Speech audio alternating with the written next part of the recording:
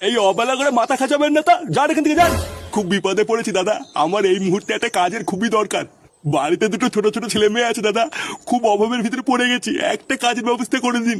আরে রাখুন তো আপনার অভাব, আপনাদের মতো লোকদের না ভালোভাবে চেনা আছে। আজকে অভাবের নাম করে একটা কাজ দেবেন, আর কালকে দোকান থেকে একটা দামি জিনিস চুরি করে পালাবেন। এইরকম কত দেখেছি, আপনি আর মানুষ চেনাবেন না। আসলে সত্যি কি জানেন, আপনাদের মতো লোকদের না অভাব যায় না মরলেও। আরে জানতো ওরা, যান এখান থেকে, ধান্দার সময় ফ্যাস করবেন না। ওরা ধান্দার সময় যত সব আলমাল এসে জোটে।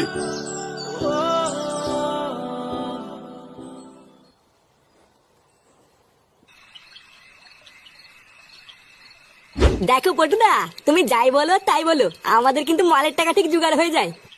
হ্যাঁ রে বড়া, তা যা বলেছিস। একটু আগে ভোদার বলে 1 প্যাকেট বিড়ি কেনারও টাকা ছিল না, আর এখন দেখ সামনের উপর দুটো বাংলা পড়ে আছে।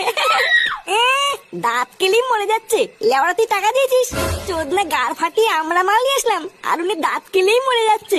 কি বললি তুই ভাই? আমি টাকা দিইনি বলে তুই এত বড় কথা বললি? ফুটো, তুই ফটকের কথা বাদ দে। কেন বড়া? বাদ দেবো কেন? লেওরা একদিন একটু টাকা দিয়ে মুখে যা আসবে তাই বলে যাবে নাকি? বাদ দে ফুটো, মাল খাওয়ার সময় ঝামেলা করিস না। হ্যাঁ, ল্যাংচা ঠিকই বলেছে, ফালতু ঝামেলা না করে চল সবাই মিলে একসাথে মাল খাই। এমনিতেই অনেক রাত হয়ে গেছে, এর থেকে বেশি দেরি হয়ে গেলে কিন্তু আর বাড়িতে ঢুকতে দেবে না। হ্যাঁ পটুদা, ঠিকই বলেছো। নাও না, শুরু করো।